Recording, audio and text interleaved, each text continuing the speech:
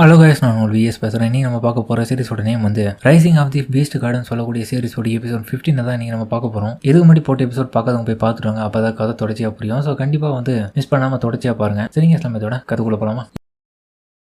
Hero இப்போ பார்த்தா அவன் எதிர்பார்க்கவே இல்லை. பிரின்சிபல் அவனுக்காக இவ்வளோ பெரிய விஷயத்த கொடுத்ததுனால ஸோ இப்போ ஃபைனலாக பார்த்தா அந்த பாத்டப் இருக்கிற இடத்துக்கு வந்துட்டு ஹீரோ பிரின்சிபல் கொடுத்த எல்லா விதமான ஸ்டோனையும் தண்ணியில் போடுறான். அப்புறம் தண்ணியில் எல்லாம் மிக்ஸ் ஆன உடனே ஹீரோ அதில் போய் இறங்க ஆரம்பிக்கிறான். ஸோ அவன் நினச்சி பார்த்ததை விட ஸோ எல்லாமே சக்ஸஸ்ஃபுல்லாக போயிட்டு இருக்கதா டிராகன் சிஸ்டம் ஹீரோ கிட்ட சொல்லுது. ஹீரோ அவனால் எவ்வளோ முடியுமோ அவ்வளோ அப்சர்வ் பண்ணிட்டு இருக்கான். ஸோ இப்படியே பார்த்தா ஹீரோ உட்காந்து அதில் பண்ணிட்டு இருக்கும் போது பல மணி நேரம் கடந்து போது அவனால் முடிஞ்ச அளவுக்கு எல்லாத்தையுமே பண்ணிட்டான். ஸோ அதுக்கப்புறம் பார்த்தா ஹீரோக்கு அவனுடைய ஸ்டேட்டஸில் காமிக்குது. கிட்டத்தட்ட 60 மில்லியன் எவல்யூஷன் பாயிண்ட் வந்து ஹீரோ அப்சர்வ் பண்ணிருக்கான். உடம்புல எந்த ஒரு பாயிண்ட்னால கிட்டத்தட்ட வந்து அவன் உடம்புல அந்த எல்லா விதமான வீக்னஸும் குறைஞ்சி பழைய பவர்ஸ் எல்லாமே திரும்ப வந்திருக்கும். நான் நினைச்சதை விட கிட்டத்தட்ட 20 மில்லியன் பாயிண்ட் எக்ஸ்ட்ராவாவே எனக்கு வந்திருக்கு. ஸோ இதே கட்டத்தில் போயிருந்துச்சுன்னா நான் மாஸ்டர் லெவல் அடையிறதுக்கு இன்னும் கொஞ்சம் பண்ணாலே போதுமா?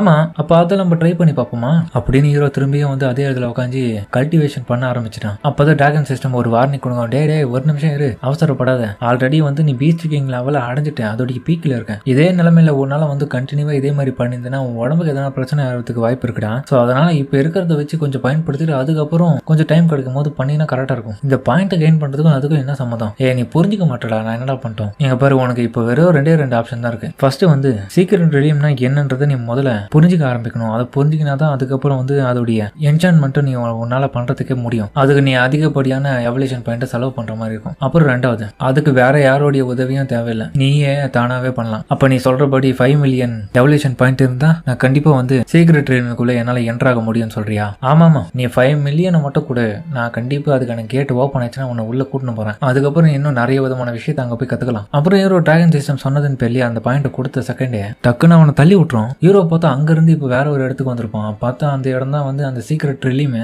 இங்க பாரு, இங்க எல்லாமே உனக்கு தகுந்த மாதிரி தான் இருக்கும். ஸோ உன் வேலை இங்க வரதும் கூட சண்டை போட்டு உன்னுடைய பாயிண்ட்ஸை கெயின் பண்றது, அடுத்த கட்டமா நீ முன்னேறி போறது மட்டும்தான். ஸோ கிடைக்கிற வாய்ப்பை மிஸ் பண்ணிடாத. சரி, ஓகே. ஆனா ஹீரோ யோசிக்கிறான், இங்க இருக்கிற விஷயத்தான் வச்சு பார்க்கும்போது என்னுடைய ஸ்கூல் லைஃப்ல நான் ஃபர்ஸ்ட் அந்த சிமுலேட்டடா இருக்கப்பட்ட ஒரு டெஸ்ட் ஏரியாவுக்கு போன மாதிரி தான் இதுவும் இருக்கு. ஆனா அதை விட இது இந்த அளவுக்கு இம்ப்ரூவ் இருக்கும்னு நான் கொஞ்சம் கூட எதிர்பார்க்கல. ஹீரோ பார்த்துட்டு பேசிட்டே இருப்பான். திடீர்னு பார்த்தா அங்க ஒரு மான்ஸ்டர் அவனை அட்டாக் பண்ண வரும். தலைமை அவனுடைய காட்ஜிலா உருவத்தை எடுக்க ஹீரோ தன்னுடைய டைகர் டிரான்ஸ்ஃபார்மேஷனை பயன்படுத்துறான். அதுல பார்த்தா உடம்புலாம் கூட டைகர் மாதிரியான மார்க் வந்துடும். ஸோ இது ஒரு அப்கிரேடான வருஷன் தான். ஸோ இந்த பவரை வச்சு ஹீரோ அந்த மான்ஸ்டருடைய கை கால் எல்லாத்தையுமே பிச்சு எறிகிறான். ஸோ அதே மாதிரியான மான்ஸ்டர்ஸ் இன்னும் நிறைய அங்க வந்துட்டு ஹீரோ உன பக்கம் கடிக்க ஆரம்பிக்குதுங்க. ஸோ ஹீரோ முடிஞ்ச அளவுக்கு அது எல்லாத்தையுமே சமாளிக்கிறான். ஸோ இன்னொரு பக்கம் பார்த்தா மேல எல்லாம் கடிச்சிட்டு இருக்கிற அந்த ஒரு மான்ஸ்டர்களுக்கு தெரியல நம்ம ஹீரோ எவ்வளவு பெரிய ஆபத்தானவனு. ஸோ ஹீரோ அவன் உடம்புல இருந்து அந்த நியூக்ளியருக்கான எனர்ஜி எல்லாத்தையுமே வெளியே செலுத்துறான். இதுக்கே பார்த்தா அதுக்கு அந்த ரேடியேஷன் தாங்க முடியாம பீஸா சதுருதுங்க. ஹீரோவும் தன்னால முடிஞ்ச அளவுக்கு எவ்வளவு பயன்படுத்த முடியுமோ பண்ணிட்டே இருக்கான். ஸோ அது பயங்கரமா அங்க இருக்கும். வரக்கூடிய அனைத்து மான்ஸ்டர்களையும்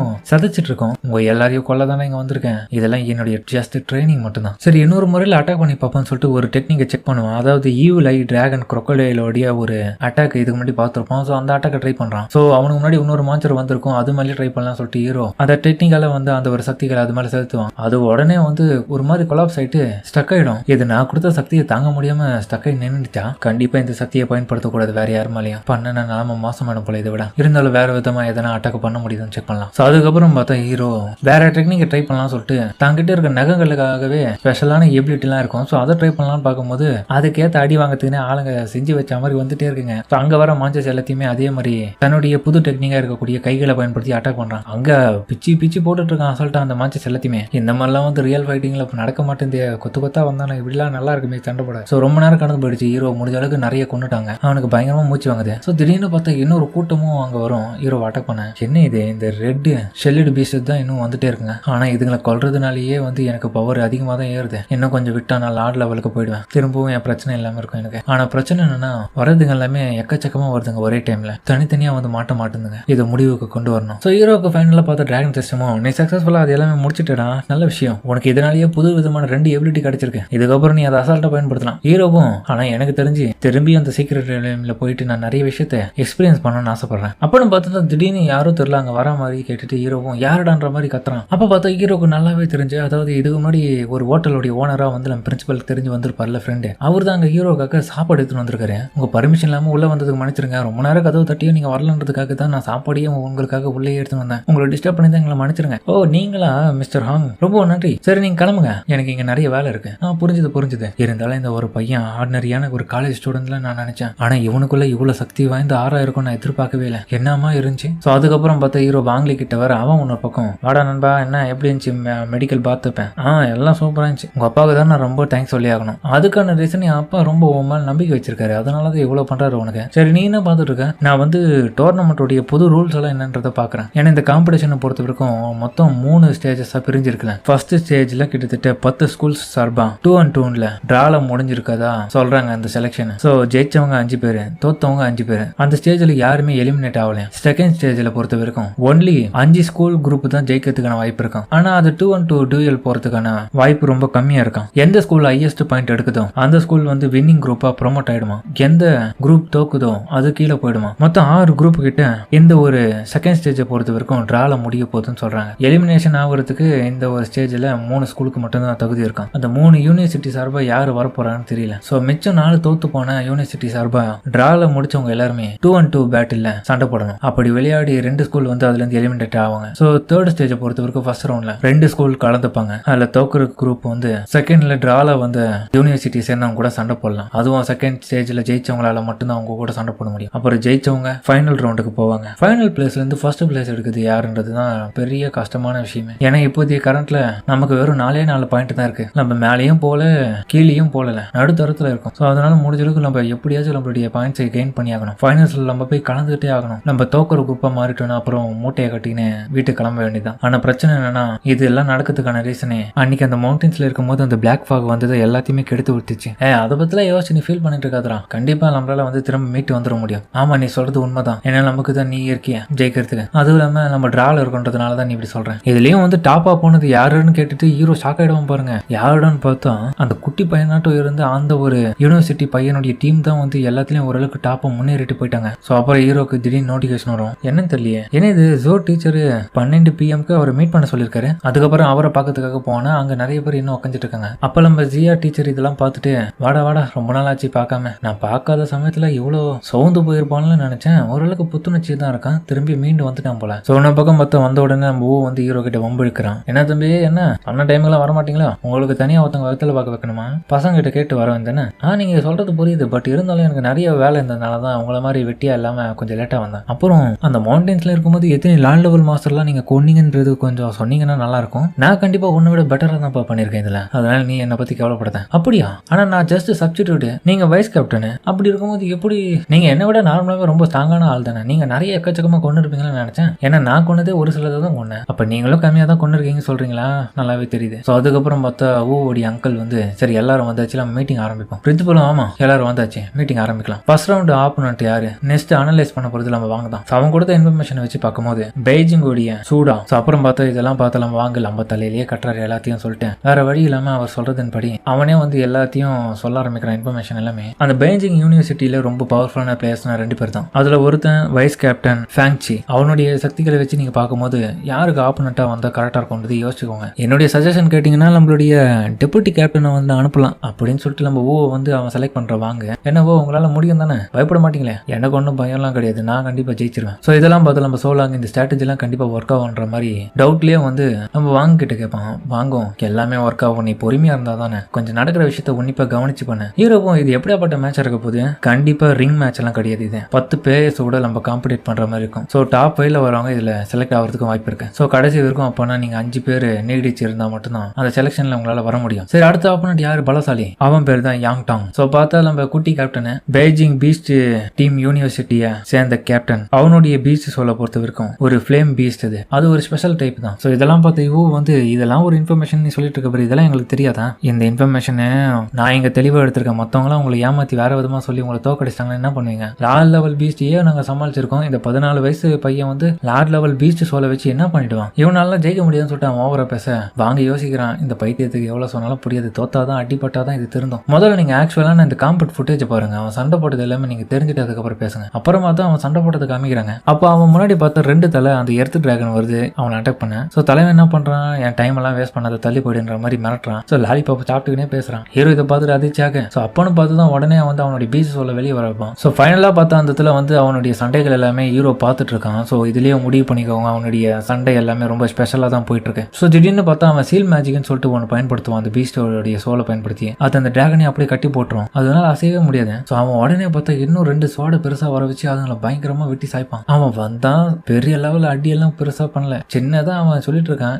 இந்த ஸ்பெல் எல்லாம் போடலான்னு. அதுக்கே அங்கே அசால்ட்டா எல்லாத்தோடைய கதையும் முடிச்சிட்டான். அப்படியே அசால்ட்டா நடந்து வருவான். இதெல்லாம் பார்த்தாலும் பாருங்க வாயடிச்சு போறாங்க, என்ன இவன் சீக்கிரமாவே இந்த மேட்சை முடிச்சிட்டானு. அங்க இருக்கிற ஒவ்வொருத்தரும் ஆச்சரியத்துல மூழ்கி போயிருக்கேன். வாங்க அப்பதான் எச்சரிக்கை பண்ணுவான். எப்போ உங்களுக்கு சந்தேகம் இருக்காது அவன் மேல, அந்த பையன் 14 வயசுன்னு சொல்லிட்டு குறைச்சி மதிப்புறது நம்ம பண்ற பெரிய முட்டாள்தனம். கண்டிப்பா உங்களால சமாளிக்க முடியும், நான் மட்டும் அவன் கூட மோதுங்க. ஸோ நம்ம டீம்லயே இருக்க பவர்ஃபுல்லான ஆளுங்க ஒவ்வொருத்தரும் இதெல்லாம் பார்த்துட்டு வாயடிச்சு போயிடுவேன், எதுவுமே சொல்ல முடியாம. ஸோ வாங்க மட்டும் ஹீரோவை பார்த்து ஷாக் ஆவான். எதுக்கு லென்னு மட்டும் அவனை பார்த்து எதுவும் பெருசா ஆச்சரியப்படாம கவனிக்கிறான். ஒருவேளை அவனால சமாளிக்க முடியும்னு நினைப்பான். அவ்வளவு பெரிய crocodile மாத்திரே சமாளிச்சிருக்கும், இவெல்லாம் ஒரு கால் தூசி சமன்னு சொல்லிட்டு நினைக்கிறானு சொல்லிட்டு அவன் யோசிப்பான். ஸோ ஹீரோ ஒரு விஷயத்தை யோசிக்கிறான். இவன் எதுக்காக வந்து அந்த மான்சருடைய கோர்லாம் எடுக்காம அந்த இடத்த விட்டு கிளம்புறான். ஏன்டா இதெல்லாம் உங்ககிட்ட யாருன்னா கேட்டாங்கடா, அவன் விருப்படாது அப்படின்னு நம்ம வாங்கி யோசிக்கிறான். ஸோ அப்போ நம்ம கேப்டன் வந்து பிரின்சிபல் கிட்ட, பிரின்சிபல் இதெல்லாம் பார்த்த பிறகு என்னால சும்மா இருக்க முடியாது, நானே அவன் கூட போய் மோத்துறேன், என்ன அலோவ் பண்ணுங்க, இதுதான் எங்க ஸ்டூடெண்ட் சொல்றது, உங்களை நினைச்சா எனக்கு ரொம்ப பெருமையா இருக்குப்பா. மொத்தமா 5 பேருடைய லிஸ்ட்டை வந்து இதுல நம்ம கொடுப்போம். யாருக்கு எதிராக வந்து மோத போறீங்களோ அதெல்லாம் பார்த்து வச்சுக்கோங்க. ஸோ நீயே ஃபைட் பண்ணிக்கோ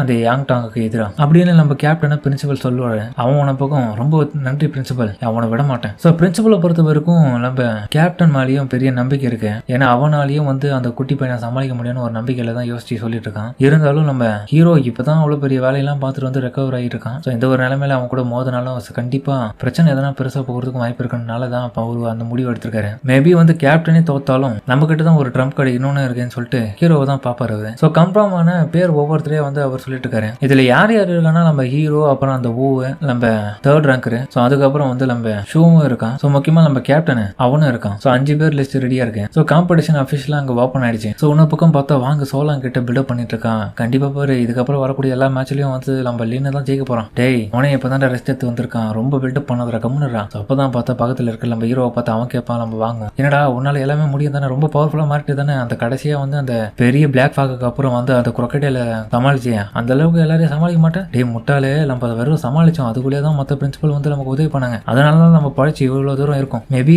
நம்ம கொண்டு இருந்தாலும் பெரிய பிரச்சனை எதுவும் இருந்திருக்காது, நம்ம எதுவுமே அதை கொல்லவே இல்லடா, அதனால பொறுத்து இருந்து பார்ப்போம் என்னதான் நடக்குதுன்னு. ஸோ அங்கே போனாதான் தெரியுது. ஸோ காம்படிஷனுக்காக அந்த இடத்துல வந்து சொல்லிட்டு இருக்காங்க இன்னைக்கு என்ன காம்படிஷன் என்னெல்லாம் பெருசா நடக்க போகுதுன்னு. அதோடைய முடியல ஃபர்ஸ்ட் ரவுண்ட் ஆரம்பிக்க போறாங்க. ஸோ அப்போ பார்த்தா ஐஎஸோட டீம் வெர்சஸ் நம்ம யாங் ஜீன்ஸோட டீமுக்கும். ஸோ அதுக்கப்புறம் பார்த்தா அந்த டீமை சேர்ந்தவனுங்க அங்கே வருவானுங்க. எங்க பாருங்க யாங் ஜீன்ஸோட டீம் வந்துட்டாங்க. ஸோ அங்கே பார்த்தா இவனுங்க 3 பேரும் இருக்கு.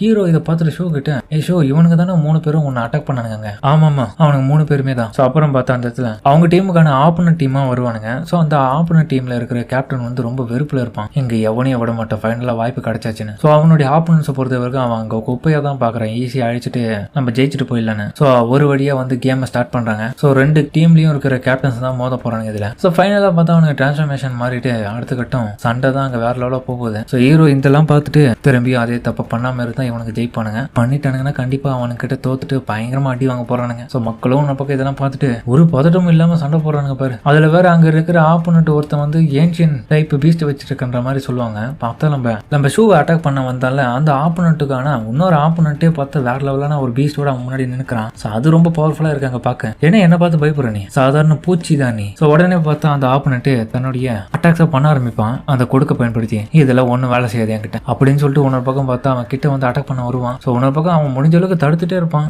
என்ன இது வேலை செய்ய மாட்டேதுன்னு. ஸோ சரியா அவன் கிட்ட வரும்போது தான் பார்த்தா அந்த கொடுக்குல இருக்கிற அந்த கூரான முனையை பயன்படுத்தி அவனை அட்டாக் பண்ண ட்ரை பண்ணுவான். நான் இதுல ஜெயிச்சிட்டேன் அப்படின்னு அவன் யோசிக்க. ஸோ அப்பதான் பார்த்தா ரெக்கையை பயன்படுத்தி கிட்ட வருவான். என்கிட்ட ரெக்கை இருக்கிறதே மறந்துட்டியா குப்பை, நீ என்கிட்ட செத்த, எப்படி இவன் தடுத்தான்னு சொல்லிட்டு யோசிக்க. அடுத்த செகண்டே பார்த்தா அந்த ஆப்போனன்ட் தன்னுடைய நகங்களை பயன்படுத்தி அவனுடைய அந்த கொடுக்கு வாழையை கட் பண்றான். பயங்கரமான ரத்தம் ப்ளீட் ஆகுது அவனுக்கு. இந்தா வாங்கிக்கோ அப்படின்னு சொல்லிட்டு ஒரே அடியா அடிச்சு அவனை படுக்க போட்டுருவான். இதுல ஜெயிச்சது யாருன்னா யாங்ஜிங் யூனிவர்சிட்டியை சேர்ந்த கேப்டன். ஸோ ஹீரோ யோசிக்கிறான், என்னடா இது எதனா ட்ரிக் பண்ணி அடிச்சு ஏமாத்தி திரும்பியும் வந்து அடிச்சு ஜெயிச்சிருவானுங்க நினைச்சான். அங்க அந்த மாதிரி எதுவுமே நடக்கல, ஈஸியா தடுத்துட்டான் அந்த ஆப்போனன்ற மாதிரி ஹீரோவே சாக்காவான். ஸோ வாங்கவும் அதான் புரியல, நீ சொன்ன மாதிரி தான் அங்க நடக்குது, செங்லாங்கோடைய டீமை சேர்ந்தவங்க எல்லாருமே அற்புதமா சண்டை போட்டுட்டு இருக்காங்கன்னு சொல்லிட்டு வாங்க அங்க சொல்ல. அப்பதான் பார்த்தா இன்னொரு ஆப்போனன்ட் அங்க ரெடியா வரான் அந்த கண்ணாடிக்காரன். ஸோ இவனை எதிர்க்கிறதுக்காக இவன் தயாரா இருக்காங்க. டே சோடா புட்டி உன்னால என்ன ஜெயிக்க முடியாதுடா, ஓடிடுங்க இந்த எதுவாக இருந்தாலும் நான் ஜெயிச்சுட்டு அதை பேசுறேன். ஸோ அதுக்கப்புறம் பார்த்தா அவன் அவனுடைய பீஸ்ட் சொல்ல வெளியே வர வைப்பான். ஸோ அது பார்த்தா ஜெல்லி பீஸ் மாதிரி இருக்கு, இதை பயன்படுத்தலாம் அவன் ஷூவை அட்டாக் பண்ணிருப்பான். ஸோ இப்பயும் பார்த்தா அதே மாதிரி அந்த ஒரு ஆளை பிடிச்சிட்டு